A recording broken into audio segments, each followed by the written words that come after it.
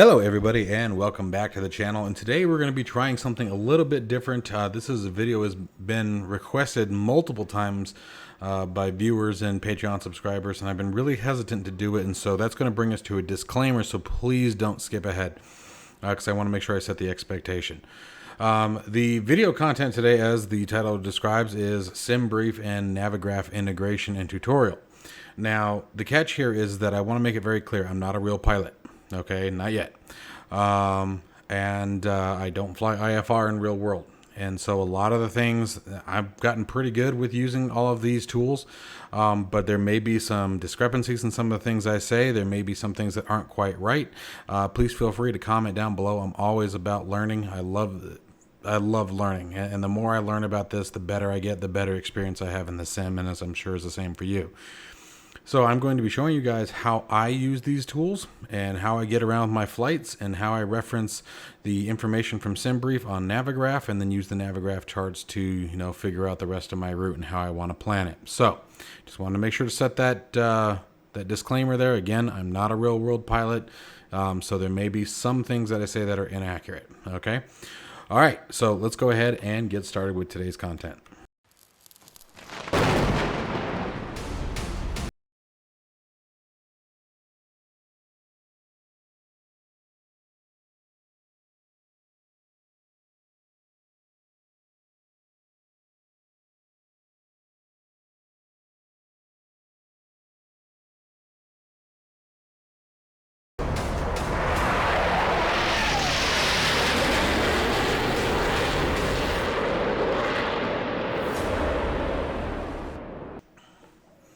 All right, so the first thing we're going to be talking about is Simbrief and how to create the flight plan. Now, the biggest thing to remember about Simbrief is it is completely 100% free. Even though it is now owned by Navigraph, there is still absolutely no charge to use the Simbrief service. Okay, so you want to make sure that you create an account, you log in, you go to your dispatch system, and then from here you can create new flight, edit last flight. I'm not going to go over every little detail here, but I'm going to show you guys, how to start something from scratch. Now, first thing, obviously, before you can create a flight plan, you decide where you want to go, where you are. And so what I actually recommend to start out with is SkyVector. SkyVector is a really handy tool to start your flight out and even plan it, especially in VFR, but it can be very helpful in IFR as well. Although I have not used it yet for an IFR flight. But so let's say we were coming out of, I don't know, let's say we're coming out of Denver, right? And we wanted to go to, well, actually, let's start there. Let's just leave it that. We're starting out at Denver. So here's Denver. Why is this so dark? There we go. I knew that was weird. I had to clear my cache the other day, so it screwed up all of my filters. So we're going to start out at Denver. And so what I do from here is I decide, all right, well, now where do I want to go? And this is sort of one of those ones where you think about it in a distance perspective, okay? So if we've got, I want to make sure I keep a good eye on it. There's Denver. And then from here is where you can sort of figure out, well, where do I want to go from here? All right, let's see. We got Barksdale. Oh, it's an Air Force base. I see. I was like, I've never heard of that. Let's say we're going to Memphis. All right, so let's go from, Denver to Memphis. All right, Nelson Air Force Base. Let's come down a little closer here. So what's this guy? This one is Memphis International. There we go. So we'll just go ahead and add Memphis International to the plan. All right, now what this is going to do, this is just giving us a direct route, right? And we're just sort of looking at, so we're, 758 nautical miles. So let's call it 1,000 miles because there's going to be some turns and some bends in the air rack, so it's not going to be a direct route straight to Memphis. So let's call it 1,000 nautical miles is basically what we're going to be looking at in Simbrief. So let's start there. That's how I sort of start my flights. I pick a spot and then I do a search around, the general area and pick a place I want to go depending how long I want the flight to be. Now, with your airline, this is completely up to you. If you're flying real world, you might do American Airlines. Okay, so let's call it American Airlines. Flight number, again, if you're doing a real world flight number, totally cool, then you probably have already done that research. But if you're not, you can either pick something that's real world or make something up. I think I make something up every single time. So let's just call it, 4210. All right, and departure. All right, so this is where we're going to start entering our information. We're coming out of KDen, right? You're using the ICAO codes. And I forgot what the Memphis International was. That's why I leave this up. KMEM. Oh, that was real hard, Mike. KMEM. All right, so we got Memphis, Tennessee there. And then the airframe. If you're using the A320 Flybywire from their website, you can pick up a profile specifically built for the Simbrief. And this helps make sure the fuel calculation, cruise profiles, payload, all that jazz is accurate to what the Flybywire A320 is. More information, again, on that and on their website. Or check out any of my previous tutorials. Typically, I always cover that, but let's see here. Cost cruise profile. So this is basically our cost index. And cost index is how much fuel you burn, how fast you're going to go, right? The higher the number, the more fuel you burn, but the faster the trip goes, right? I typically run this at about 60, as we're not paying for fuel in the simulator at the moment, unless you're, again, using an app that calculates that kind of thing for you. The fuel factor here, I don't worry about messing with the descent profiles. Typically, climb and descent profiles are typically non-selected. There's always just the single option there. Fuel factor is based on our route. We're going from Kden to Memphis. Here's the route that we're going to be traveling. What it does is it takes the profile of the aircraft, takes our departure and arrival information, takes the route we're going to fly, our climbing altitude, which currently is set to automatic, so Simbrief's going to pick that for us. The fuel factor is going to say, all right, here's how much gas Simbrief thinks that we need to get from point A to point B following the assigned route.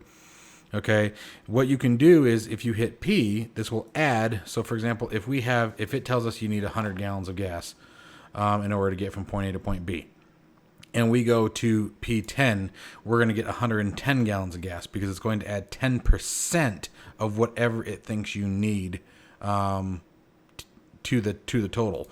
In my case, what I typically find is Simbrief gives me way too much fuel. So I typically take this down to about minus 30% is what I typically do. Again, this is trial and error. Decide for yourselves how you guys want to do that, because I have ran into a couple occasions where I cut it a little close. Okay. And then your departure runways. Now, the departure and arrival runway, that's going to be one of those things. It depends on how you're flying. And what I mean by that is, are you using any kind of ATC service where they're going to assign that for you? Okay. And the same thing, honestly, with the departure runway, in which case, if that's the situation, you're probably going to want to contact ATIS first to determine what your departure and arrival information is, especially the departure, whether that be, the departure runways, the SIDS and stars in use, etc. But ATIS isn't going to tell you about SIDS and stars, but it will tell you the departure runways that are currently active. Okay, but if you're just sort of flying like I'm going to fly however I want to fly it, you can simply take these numbers. Now, my understanding is that these are taking real-world information, but I don't know that they're always accurate. I have pretty high success rate with them being accurate, but again, it depends on whether or not you're using live weather or not. So that's going to be another contributing factor to how you use this information. 98% of the time, I will at least go into the sim. I will use, and typically I do this before recording. I'll go into the sim, go to load in my departure airport. I will fire up the batteries, get my ATIS information, determine what the departure runways are, and then I'll do a restart and start again, okay? Or make the aircraft cold and dark again. That way I typically depart on the correct runway, but it really depends on what your preference is. But anyway, so you'll pick your runways. We're going to leave them as where the default is. Extra fuel, typically something like an A320 will take an extra 1,000 pounds. And again, up here also, you can change the layout. For example, if we wanted to have a real-world American Airlines layout, we could do that. I use the layout. I just leave it on the default. It's what I've gotten used to. And then you can change the units of measurement from kilograms to pounds, depending on the region that you're flying in or the type of aircraft. It might make it easier having one versus the other. Passengers, you can either have it automatically assign your passengers, or you can set it manually based on the airframe that you're flying. We can set a max of 180 passengers on board with the A32NX profile loaded. We're going to leave that auto. Cargo, you almost always want to set yourself. Every time I leave it at auto, either I get 0 cargo or like some incredibly low number. Like 2,700 pounds on an A320. It's like, we're going to carry a lot more cargo than 2,700 pounds on an A320. But and then your zero fuel weight, I would leave this as auto because it should be pulling it from the profile, but that's exactly what it sounds like. How much does the aircraft weigh without any fuel on board? Okay, based on your cargo and passenger set. All right, and then here we have the air rack. Now, up here we have the air rack cycle. If you want this to be current, like you can see this says 2105 current. Okay, we can come down here to the air rack options, and you can see this is from the 20th of May 21 and is valid through the 16th of June 21. If you want this to maintain validity, then you do have to have a Navigraph subscription. Okay, and when it's out of date, you'll click on an option that says update air rack. Obviously it's not out of date right now, so I can't show you guys that, but it'll actually say right here update air rack. You'll click on that. It will bring up a Navigraph login page right over here in the top left corner of the screen. You'll tell it to log in. Once it validates that your subscription is valid, you'll see this give you the option update. You'll check a box, boom, you're done. Okay, I know that's kind of a lot right there, but just wanted you guys to at least have a rundown of how that process works if you're checking this out for the first time. Your captain name will always be whatever your login information is, so think about that as you do that. Obviously, I changed mine to Overkill Productions because I broadcast my name on YouTube here. Okay, and then once you get that, then you get the generalized route. Okay, and we'll talk about how to read the routes in just a second because it is pretty critical if you're going to be using Navigraph Charts. You have to know how to reference what you're looking at. These are some suggested routes that you could also use if you have a preference, and you get a pre-plan down here that sort of breaks it down, and you can zoom in and out and pan it around and sort of see what the options are going to be. So here we're looking at the arrival. We're going to be coming in down through this way, heading down to the south, and then turning back in north by northeast. Okay, and then here's our departure out of Denver. Let me zoom out quite a bit more. There we go. The departure out of Denver looks pretty simple, and so I'll always at least take a quick peek at these just to see if there's anything goofy going on that I don't want to do. And that's pretty much all I mess with on Simbrief. I really don't do a whole lot. So from here, what I'm going to do is go to Generate OFP or Operational Flight Plan. Okay, so we'll click on that. You hit yes. And the cool thing is once you hit this button, once you hit Generate OFP, I could close Simbrief right now and then come back and reload this same flight. Like I'll show you guys that real quick. That's simple enough to do.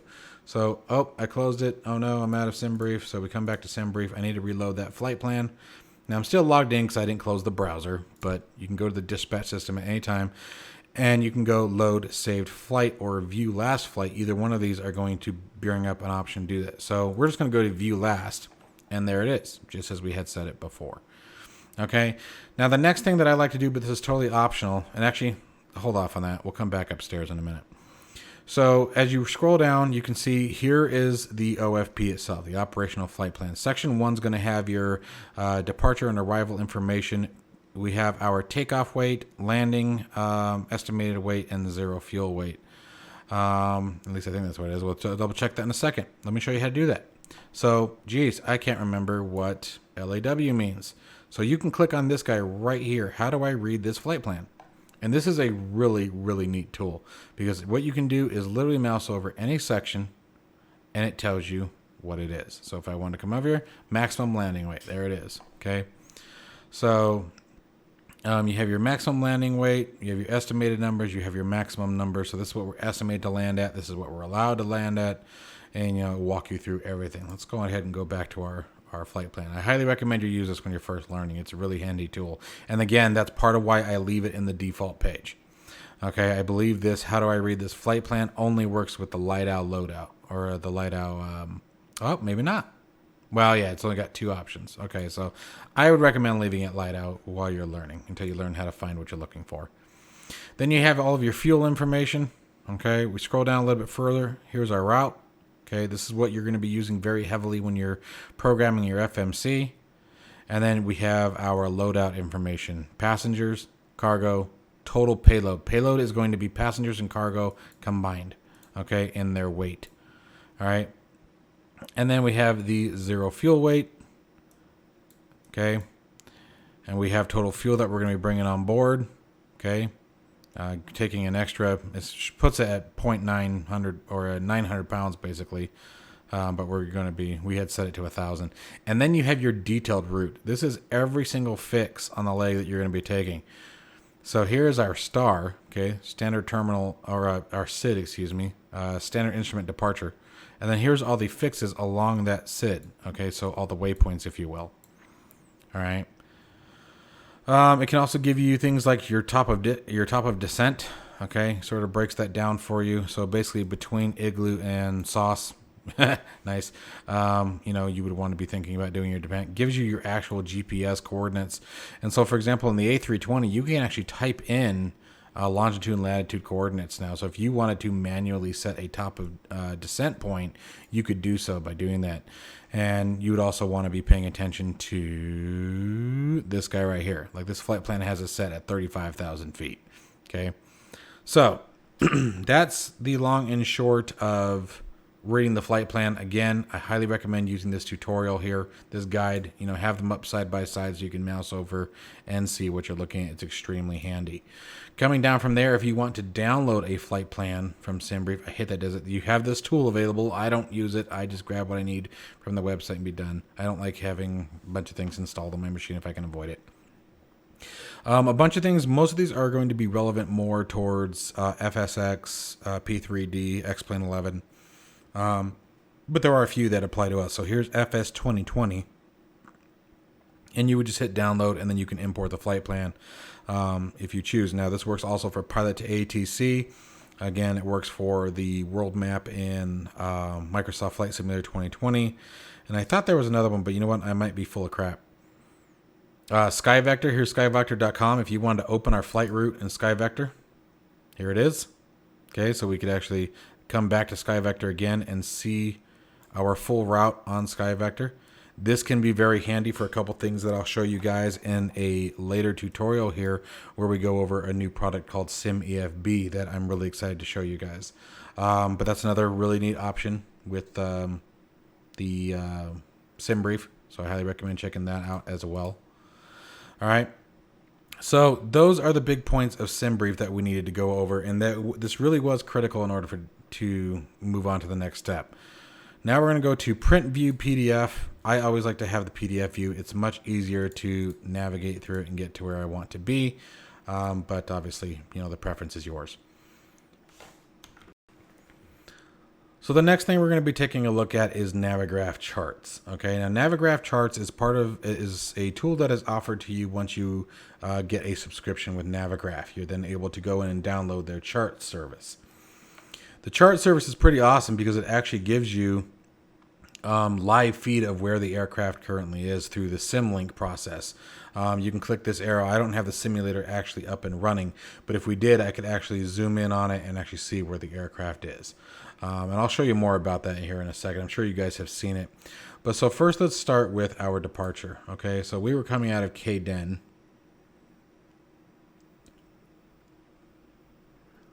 I thought I'd add. Oh, there it is. Okay, so it's going to bring us down to Denver International. Now, when starting with the main page here, first thing you're going to get from the information here is your longitude, latitude, coordinates, elevation, a bunch of basically generalized information that comes with the airport. Okay, you have your runway information, and you have all of your comms. So there's a specific frequency you're looking for. You have that available to you sitting here in Navigraph. And remember, from real world to the simulator, frequencies are 1-to-1. They are accurate. Okay, so whatever the frequency is in real world, that's actually what it is in the simulator. Okay, so that's a pretty handy tool right there, right off the bat. But probably the first thing that you're going to be looking at is the taxi information. Now, there are a bunch of other things here that I don't use, but I want you guys to be thinking about some of this stuff here. A380 approved taxi routes. 747, we do have a 747, okay, in the sim. Here are the approved taxi routes for a 747. There's only certain directions that they're allowed to go. That way they don't destroy some of the smaller traffic. Okay. And let's see here. Designed. Actually, here, I'll tell you right here. Yep. 747-8 traffic may only utilize this way. So that's going to be all these yellow lines here. And they've identified them as things you could like. Here's number 3 down here. Let's see here. Let's try to find number 1. Sometimes these can be a little weird looking. And you can mouse wheel in and zoom in a bit. but these are little tips and tricks that you guys might be interested in if you're depending on how realistic you're trying to go. Here's concourse B. Okay, so that's going to be number 1 right there. So this is the primary route for the 747. You can see the guys right here. Well, actually, we got a couple here. 2, 3. Oh, it looks like N4. So starting here, so that's probably going to be our taxi out towards the runways that we're allowed to use. 3 is down here coming in. It looks like the cargo ramp. Yep. And anyway, you guys get the gist. I won't spend too much time on this. This is pretty low end on the priority list for what we're talking about today. The big ones that I like is the airport info. Okay, this is typically the one that I look at most frequently. And again, let's say that we were parked in our A320 right now and we were sitting at, one of the gates here on concourse B. If we had the SimLink active, we could actually see our aircraft indicator right here in this spot. And then taxiing around, you can actually see the aircraft traveling through the different taxiways. So it makes it real easy, once you're giving a taxi instruction to determine where you need to go and stay on top of it. All right, and this is one of the advantages why everyone was so excited when Navigraph Charts came to the G3000 from working title. It really is a big deal if you use these charts. It saves a lot of steps, saves having to switch between screens and monitors or using knee boards, etc. So it's a big difference. So now let's talk about, we've talked about, how to find your airport info, your taxi routes. Talked about how to, again, if SimLink is active, you can click this arrow and enable moving maps is what it's called. And then you'll see the projection of your aircraft and you can use it to follow around. We've talked about how to create our flight plan in Simbrief. Now let's talk about how to use that flight plan in conjunction with Navigraph here to sort of determine our routes in and out, and possibly, you might make some, on the fly changes to what Simbrief tells you. All right, so let's take a look and see what we got on our flight route today. So now we're going to scroll on down to our route ID. This is the big one here. And this is where you can start hoping for your taxi routes. Even if you're not using an ATC, this is where this kind of does help. So we know that we're departing according to our flight plan. Again, assuming that you're not using air traffic control. We are departing from 08 today. Okay, well, here's runway 8 way over here. So, we might want to change that. If we wanted to go back into Simbrief and edit our flight plan, we might want to change that, to maybe something that's more convenient to the terminals, like 08. I mean, that's crazy. That'd be a very long and brutal taxi. 07 isn't much better, which would honestly probably be the alternative based on these two options here. So that's something to think about as well. Sometimes you are stuck with those kind of long taxis, but yeah, that'd be a pretty brutal taxi going all the way over from one side to the other. And then you'd also want to make sure that you put your aircraft, you may want to reconsider positioning the aircraft differently based on the taxi route you are given, because I don't even see where these guys connect right here on here. So again, something to think about. So that's the first step. You establish what's your departure runway, all right? And then we're going to take a look at, well, what comes next. Next, in our case, you're going to see one of two things. You're going to see a DCT, which means direct, or you're going to see a SID. Okay, now a SID can always be identified as far as I can tell. I have yet to see one that is not in this format. You're going to see a bunch of letters and a number at the end. So in this case, this is the EPKey 7. Okay, the EPKey 7 departure. I always see them like this. Okay, you're never going to see it like this. This is just a waypoint where it says, the doozy, if you want to call it that. There's no doozy 1 or doozy 5, This tells me this is a waypoint. In our case, it's going to be a transition point. We'll go talk about that in a minute. Okay, but we're going to be using the EPKey 7, okay, which is our SID, Standard Instrument Departure. So let's take a look at that first. And real quick, sorry, I know I jumped off that for a minute before I get there. If you see a direct, okay, if we were going to, for example, we might also see a DCT doozy. That means that we are not using any SID. We are going straight from the runway direct to doozy. Okay, but in this case, that we actually are using the SID. Okay, so I hope that makes sense there. I know I sort of jumped off the wheel there a little bit. Like I said, I'm a little nervous about doing this tutorial, so bear with me. So we're going to come here to the SID here, and we're going to go to the EPKey 7. Okay, we're going to find EPKey 7. It's an RNAV departure, just means that it's using GPS as our departure. There isn't any nav equipment on board to guide us out. We're just using GPS. Okay, so we come out here, and here is the EPKey 7 departure. So from here, we're going to zoom in, and let's find Denver. Okay, and remember 08 was right over here. Okay, so this is 08. We got 07 down here. So we are going to be coming off, and we're going to be heading 083 degrees. So one of the cool things you can get right off the bat is your final departure heading. Okay, as you're departing down the runway. There's also a bunch of information up here that you guys actually do want to read. Okay, you get initial climb instructions. This is how you're properly supposed to climb via the SID. If you ever get that command, let's say you're trying out VATSIM or Pilot's Edge or something like that, or some other ATC service, and it says climb via the SID. You're going to want to be looking at this information right here. Okay. Same thing with the information up here. You know, it breaks down takeoff obstacles notes, lets you know what kind of any obstacles or anything like that that you may have to be concerned about. We're not going to be going through all of these guys because there's just too much information in these. You also got your transition altitude, and we know, you know, in the United States, it's always 18,000 feet. It's always going to be your transition altitude. But it gives you a bunch of other information that you might want to be looking at as well. And then we're going to take a look, and we can see all the different waypoints. And let's see sort of how these match up. And I was talking to you guys about the detailed route. All right, so we should see, here's our departure. We're leaving KDEN. And you should be able to match these waypoints up. Okay. And so that's one of the nice ways about looking at the star or the SID. Gosh, I'm going to do that 400 times today. I know it. Is you can also compare it with your route to make sure that you have everything in correctly. Now, some things to be considering of. When you see an altitude and above a solid line like this, okay, this means you must be above. You must be above 5,934 feet at this location. I mean, but that's the runway, that's the airfield location. It's kind of a bad example. This one over here, for example, at APU or APU or whatever you want to call this, we need to be above 14,000 feet. At the same token, at this one here, we need to be below 10,000 feet. Okay, you can see that whenever the altitude line or the altitude number is below the line, you must be below that altitude. When it's above the line, you need to be above that altitude. If you see your waypoint name, a line, altitude, and another line, so your altitude is between two lines, it means you must be at that altitude. Okay, so this is above 7,000 feet. That's below 10,000 feet. This is below 12,000 feet. I'll point out an at when I see one. I'm sure we'll run into one.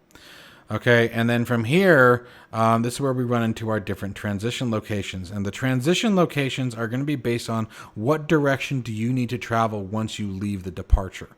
Okay, so here our final waypoint in the SID is EPKey, but then we need to select a transition. And the transition is transitioning from the SID to our flight route. That's what we're doing here, okay? So in our case, we saw earlier, if we scroll back up over here, that we were transitioning using the doozy transition, which is right here. So once we reach EPKey, we're going to follow this path right here. We're going to come on to Cotton and then take Cotton over to Doozy. And from Doozy, we will begin the rest of our flight route. Okay, so that's the first step. So hopefully you guys are still with me. This is how I would use it. And what I would be looking for here is, like, if I want to go to Denver, right? Let's say you had a transition point here that maybe was taking you way up north, okay? And Simbrief, for whatever reason, picked that waypoint. But I know that I'm going to Denver. Like, I don't want to do that, right? I'm obviously not going to want to go 400 miles north, you know, just to turn back south again. So what you're doing is you're sort of doing a contrast and compare, right? You're taking the information here and you're saying, all right, does this make sense based on my flight route? Okay, or is there an error here? Something got typed in wrong. Do I need to make an adjustment? All right, in this case, we're good. So next thing that we're going to be looking at, obviously, is the route. Now, the route, you can be using the world map. I don't typically use Navigraph at this point, okay? Once I leave my SID or the transition point, I typically don't use Navigraph anymore until I get to the star, which we'll talk about next. All right, so let's talk real quick before we get into the star about how to understand where your star begins. So here we may have, these are all direct to waypoints. So once we leave the SID, the standard instrument departure, once we leave this, then we're going to be flying direct to all of our waypoints. And to understand the difference is, direct means we're literally pointing the nose at our waypoint, a point in space. So for example, Pidal here, if we were to use that, and let's say we were flying over here, instead of following the route here to get to Pidal, flying direct means that from here we would literally point the nose right at Pidal and fly directly to it. Okay, but what else you may see is what's called an airway. All right, and let's take a look at that real quick over here in Sky Vector. That's probably going to be the best way to see this. Okay, you can see like this one here, J87, J25. These are airways. All right, so just think of these as roads or, well, yeah, just think of them as roads or highways for the sky. All right, just like we have roads and highways here on the ground to keep traffic from smashing into each other, driving across the desert, etc., we have airways and highways in the sky. Okay, and you have low altitude airways and high altitude airways, and we'll get into that in a completely different video at some point, I'm sure. But that's what all these are. And you can see that the J25, for example, you can see it connects to different fixes. Here's the DOSA or DOSOA, however you want to call it. This is a waypoint. Comes over here to a VOR, okay, and then from the VOR connects to multiple other airways, J24, J80, J26, all these connect to this VOR here. Okay, if we were to continue flying, we'd fly to Bacon. That's never a bad day, right? Anytime you're flying to anything that says Bacon, it just seems like something that needs to happen in life. Okay, so I hope you guys are understanding what the difference is. So you would either have a direct or we would have a airway associated with it. All right, so let's come back here. So in this case, your route is going to be all direct waypoints. But then from the Romeo Zulu Charlie here fix, okay, it's probably a VOR, we'll then jump on to the, oh, this just gets better and better, Barbecue 3. Okay, that's what I'm going to call that one. I don't care if that's what that's actually supposed to be. I'm going to call it Barbecue. The Barbecue 3 star, standard terminal arrival route. So much like the SID, and all SIDs and stars are is very specific routes to get traffic in and out of the airspace. And again, that's so that way air traffic control can control where those aircraft are. That way they don't collide with each other and bounce into each other. It's just a way to help mitigate, traffic routes. That way you don't have people scattered all over the sky. All right. So we're going to be jumping on to the Barbecue 3 and then coming into Memphis and using the 3-6 center runway for our approach. But we'll get into the approach in a minute. So now let's talk about jumping on to the star. So we know that the Romeo Zulu Charlie is our entry point onto the Barbecue 3. So now let's go over here and let's look at the star. And we're going to find the Barbecue 3, which I'm actually not seeing. Oh, it's because I'm on the wrong airport. You got to change the airport. So let's go up to here, and we're going to search for KMM and hit enter. That always helps. All right, and whenever you search for an airfield, you're going to get a couple of different pages. The one you want here is you want to click on the book. If you just click here, it brings up that tab I showed you guys earlier. You want to click on the book here, and it brings up all of the chart information. So here, and here's our Barbecue 3 RNAV arrival. Okay, RNAV means that it's using GPS and not ILS. Okay, so, and this is just the arrival. This has nothing to do with the approach, so don't get the two confused. So now we're going to be coming over here, and I told you that was a VOR. We're going to be coming up here, and first we're going to be looking at, these are the different transition points onto the Barbecue 3 star. Okay, so we have, looks like 2 of them here coming in from the northwest. We have the Romeo Zulu Charlie, and we have the Foxtrot Sierra Mike, or Fort Smith, or Razorback is what these are. So we're going to navigate to this VOR, which is right here, okay? And then we will be jumping on from there, coming into Igloo, and then coming down the rest of the flight route, okay? And we should be able to see most of that here as well. So let's go ahead and find the Razorback. There's our Razorback right there, and jumping on to the Barbecue 3. Remember, this is direct.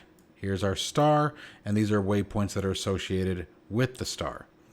Okay, So then we're just going to, this would be another one where I'm going to be watching, all right, well, how is this route taking us comparison to our arrival and how we want to come into the airfield? But let's talk about some of the information that's on the star page first. Okay, so again, we have our frequencies for the VOR if you need that. We have the route that which we need to take. We have our course headings here that tell us what path we should be on. Remember, I was telling you about the altitude restrictions. Okay, we already saw those, but here you also have speed restrictions. So by the time we reach SOS, we need to be at or below 290 knots. Okay, and there's a couple of those here. Then you can see at Barbecue, 280 knots, flight level 230. So you can see that they're slowing us down as we get closer and closer. And then once we get into this final area here, into the approach zone, we need to be, at 250 knots or below, which also is an indicator, and you can see here, that we need to be around 10,000 feet. Remember, anything 10,000 feet or below, we're restricted to 250 knots. Okay. Now, one of the things that I wanted to show you guys earlier was what happens if you have altitudes between two lines here. So you have a top line, you have a bottom line. Now, this one in particular, you can see has 16 and 14,000. This means we need to be between 16 and 14,000. Now, that doesn't mean you have to be at 15,000 feet. It means that you cannot exceed 16,000 and you cannot go below 14,000. Okay, is what that means. And I don't see any. Oh, here we go. And at JWA here, for example, you can see there's a line below, there's a line above. We need to be at 4,000 feet. We are not allowed to be above it or below it at JWA. Okay. And so this is going to give us our route into the approach. Okay. The approach is the final fix before we turn into the runway. The approach is what's actually guiding us into the runway, which you can see the runways are here, and we're going to be using 36 center. Okay. So we know that 360 is north, right? So obviously we're going to be coming this way. We're going to be landing in a north direction. So something that I would be looking at here is I'm looking at my star and I'm looking at the approach fixes and where it's got us coming. So the last fix that we have here is JWA. Okay, as you can see right here. If, for example, this was way up here, okay, but I knew that I was using 3/6 center, well, then this wouldn't be the approach fix I want to use. Or this may not be the star I want to use. Or I may want to use a different transition. Sometimes you'll see multiple points down here. So this only has JWA, but sometimes you might see 2, 3, and 4 different ways to come into the approach. You may see a fix here, a fix here, a fix here, and that could all be based on either type of aircraft, how busy the airspace is, how they need to spread you out. They may break that out. If you have, 5 or 6 airliners coming in all at once, you probably don't want them following the same transition routes. You might have the closest one exit here, you might have the second one exit back here, and third. So when you see that kind of thing, there are reasons for that. And again, that's where you as the pilot in command have to sort of make your choice for simulation purposes. If you're using any kind of ATC, they're probably going to tell you how to come in. And what will usually happen is as you start approaching towards the end of your star and you start getting into the approach altitudes, is usually real world ATC or VAT something is they'll do what's called vectoring you in. Vectoring you in means that if we're flying 179 degrees, we're flying to the south here basically. Okay, they may say, American Airlines 4310, turn left 090. Okay, and so we'll turn left 09 or make your heading 090, however you want to do it. But they might say turn left 090. So we'll say turn left 090, American Airlines 3310. And then when we get here, they may say they'll come up and say American Airlines, make your heading 360. Okay, so then we'll turn 360, and then it'll put us onto the final approach. Okay. That's what it means when they vector you in. When they vector you in, they give you headings and directions to turn the aircraft in order to get you onto the approach. All right. So the star is much like the SID. There isn't a whole lot to it in the aspect of, you want to make sure that you're reading the instructions if you are following strictly down through this route.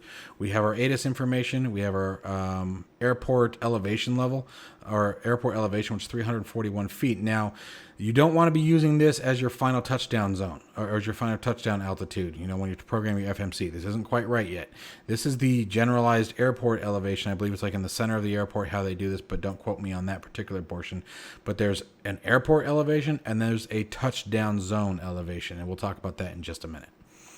Okay, but for the most part, this looks just as similar as what we saw with the SID, and the procedures that we're going to be using it for are going to be the same. We're going to be verifying, okay, does this look right? Does this match the way that I need to come in? Is this making sense? Is this a flight route that I need to fly in order to comfortably turn onto my approach and land my aircraft? Okay, all right, so we're leaving the SID. Now let's talk about the final step, which is the approach. So when we get to the approach, now we're going to click on the approach tab up here, and we're going to be taking a look at runway 36 center. Now we have two different options. We have an ILS or localizer, or we have an RNAV approach. Now here's where these two differ. The ILS, obviously, for those who I guess who don't know, may or may not know, ILS stands for Instrument Landing System. It's used for precision landing electrical guidance. Okay, meaning that there is a device or a localizer down on the ground that is actually transmitting information to the aircraft, letting it know, hey, you're here, and gives it telemetry information, and basically allows the aircraft to use that information to allow the autopilot to make course corrections to center itself with the runway, as well as establish the glide slope. Okay, remember the glide slope is a 3-degree line typically from your current altitude down to the runway. Okay, and that's what the ILS, most ILS that I've ever seen will put you on a 3-degree glide slope. So ILS can give you both horizontal or lateral guidance and vertical guidance. Okay, it'll allow you to use the autopilot, set your altitude level, and once the glide slope is acquired, obviously activating certain systems within inside the aircraft, your approach modes, etc., your localizers, making sure your localizer frequency is set right, and we'll talk about how to get that in just a minute. The ILS will be able to guide the aircraft almost all the way down to the ground, and in some cases, all the way to the ground if you have something like auto land available to you. Then you have the RNAV approach. An RNAV approach is strictly GPS. It's using satellite GPS to ascertain the aircraft's location and determine where the runway location is based on GPS coordinates, just like when you're driving your car and you're using your GPS, your Google Maps, whatever it may be. It's the same principle. Now, there are some caveats to this, but I'm going to say as a general statement, the thing to remember about RNAV approaches is that they do not give you vertical guidance. They only give you lateral. They can tell you left or right whether or not the aircraft needs to turn, and it will guide the autopilot left or right to center itself with the runway. However, in most cases, the RNAV approach will not give you vertical information, meaning that you as the pilot need to be paying attention to your altitude to make sure that you're at the right spot at the right time. And we're going to talk about that after we select our approach here. So when we get to the approach, now we're going to click on the approach tab up here, and we're going to be taking a look at runway 36 center. Now we have two different options. We have an ILS or localizer, or we have an RNAV approach. Now here's where these two differ. The ILS, obviously, for those who I guess who don't know, may or may not know, ILS stands for Instrument Landing System. It's used for precision landing electrical guidance. Okay, meaning that there is a device or a localizer down on the ground that is actually transmitting information to the aircraft, letting it know, hey, you're here, and gives it telemetry information, and basically allows the aircraft to use that information to allow the autopilot to make course corrections to center itself with the runway, as well as establish the glide slope. Okay, remember the glide slope is a 3-degree line typically from your current altitude down to the runway. Okay, and that's what the ILS, most ILS that I've ever seen will put you on a 3-degree glide slope. So ILS can give you both horizontal or lateral guidance and vertical guidance. Okay, it'll allow you to use the autopilot, set your altitude level, and once the glide slope is acquired, obviously activating certain systems within inside the aircraft, your approach modes, etc., your localizers, making sure your localizer frequency is set right, and we'll talk about how to get that in just a minute. The ILS will be able to guide the aircraft almost all the way down to the ground, and in some cases, all the way to the ground if you have something like auto land available to you.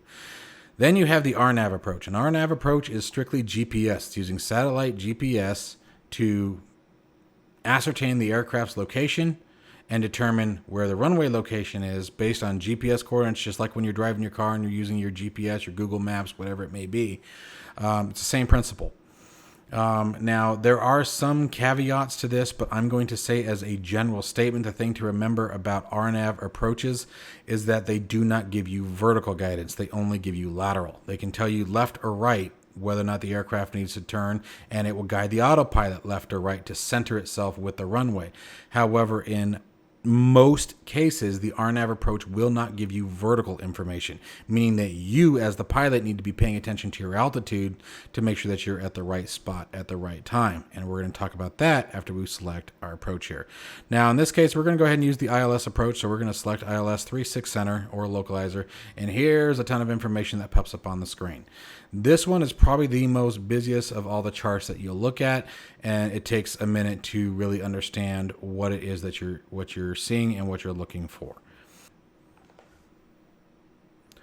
So with the approach plate, firstly up top, you have all of your frequency information, your ATIS information, your approach frequency information. Basically just read each category and you can get what you're looking for, your ground. And then you have your localizer frequency. Your localizer frequency is going to be 110.5. This is what you're going to put into your nav radio. And you can also see that right here, ILS DME. DME means distance measuring equipment. Okay, and this is the localizer title. This is what the localizer is actually named, ITSE. Okay. If you fall into the missed approach category, meaning that for whatever reason, let's say you're on an RNAV approach and you find yourself getting really close to the runway and you are still much, much too high, or another aircraft has rolled off onto the runway as you're on your final approach, okay, you will have missed approach instructions. In this case, it's climb to 3,000 feet outbound via the Nvme VOR, so the Memphis VOR, using the radial 360. Meaning that basically, so in that case, what it means, okay, is here's the Nvme VOR right here. Okay, we're going to follow this VOR. We're going to fly on the 360 radial. Here's our radial for the VOR. Okay, the radial means nothing more than the compass rose. So if you're told to fly on a 360 radial, which is what the R stands for, it means you just fly basically due north. So you're going to intercept the middle of the VOR and fly 360 degrees. Okay, we're going to climb to 3,000 feet, and then we're going to fly up to Laurie and intercept at 13.7 nautical miles from Memphis and hold. Okay, so Laurie International is 13.7 miles away from the Memphis VOR. So we're going to fly out to that point and we're going to do a holding pattern, as you can see here. We enter in at 360 and we're going to do a 180 loop. So we're going to do a left-hand traffic, okay, if you have to do a missed approach. And then you would wait for further instructions from ATC to come back around. Okay, and you would call out your missed approach. Okay, alternate holding fix. It gives you just another location that you may be asked to go out to. So the gobble. If you're told to, hold at the gobble fix, they may direct you out there 37.2 miles away. And then you have your recommended altitudes. So this is saying, at 6 miles away from the localizer, you should be at 1,710 feet, 5 miles, 1,390, 4 miles, 1,070, and then you have your 3-mile glide slope, right? Now, something else I was talking to you guys about earlier was the touchdown zone altitude or elevation. That's another big one, and in which case we would find that. Give me a second. Some of the charts are laid out a little bit differently than others, but I do want to show that to you guys, so give me just a second. Here's our minimum heights. Now, I don't understand all the difference between the MDAs and MDAH, so I'm not going to go over those. But you have Cat 1. Category 1 is going to be our standard autopilot ILS approach. And then Cat 3 is the big one. Cat 3 looks like there isn't any. We wouldn't set a minimum altitudes. I can't remember what the difference between Cat 1 and Cat 2 is, so I don't want to talk about that and confuse anybody, so I'm just going to leave that alone for right now. Tells you what your ground speed should be. There it is right there, touchdown zone elevation. So sometimes you'll see this up here. Sometimes you'll see it down here. In this case, they have it written right here. Okay, so touchdown zone elevation is 341 feet. Okay, so at 341 feet mean sea level, you're going to tap the runway. Okay. So there's that. And then here you have your glide slope altitudes. This is another one. So Nesbit is a waypoint or fix. Okay, it is 13.2 miles away from the ILS localizer. Okay, it is 23.8 miles away from the HLI localizer, which I don't see that on the screen here, but it's another localizer. And you want to be at 3,000 feet by this point. Okay, we're going to be traveling 360 down to 2,000 feet at 6.9 miles. We want to be at the Ginny fix at 2,000 feet. Okay, And you can see here where it says GS, that means the glide slope is going to be acquired at this point. By Ginny, you should acquire the glide slope at 2,000 feet. Okay, continuing to 360, down 360 heading, DME of 3 miles from ITSE, so it just gives you an idea where we should be at, and then cruising on down to your final fix. Okay, so I hope this is making sense. Like I said, I know that this is I'm a little back and forth here, but this was sort of a hard tutorial to put together because I didn't want to confuse anyone, and I know that I'm probably missing quite a bit. But hopefully this gives you guys the generalized information of how I use Simbrief and Navigraph together to plan and execute my flights. If you guys have any questions and comments and things that I might have missed, please let me know down below. I have no problem going over this again. If you have any additional information, again, please share it. That's a big piece of what we do here in the simulation. A lot of us are looking for that as close to real world experience as we can possibly get. So please don't hesitate to share anything. You're not going to offend me. I mean, I don't pretend to know anything or everything at all. So, and then it looks like here is where we got our HLI. Looks like I just saw that. 112.4 nautical miles, or 112.4 nautical miles. That's the frequency, 112.4. And then it shows it's at an offset of 277 degrees coming in for the final 360 approach. So again, a lot of this stuff isn't too bad to see. Like this ring here, for example, is DME 10 miles. So you can see the outer ring is 10 miles away from the final landing point. Okay, or the center of the airfield, actually, I should say. So a lot of this stuff, if you just take a second and just slow your brain down for a minute. I know when you first pull up one of these charts, you might be like, whoa, what am I looking at? And sometimes it can be overwhelming. You're just like, nope, I'm not touching this. Don't get to that point. Just sort of look at it for a second. Take your time, work your way around it. All right, what is the information on each line? And you'll find that a lot of information that you're looking for is here. And once you get good at it, you can acquire it very quickly. I use this all the time for my frequencies. I use it all the time for the altitude approach plates, until we get VNav enabled. And then when you're programming when we get to the point we start programming our altitudes into the FMCs, this will be another really handy tool to have, because you'll be able to know, all right, at Ginny I need to be at 2,000, and Nesbit at 3,000, etc.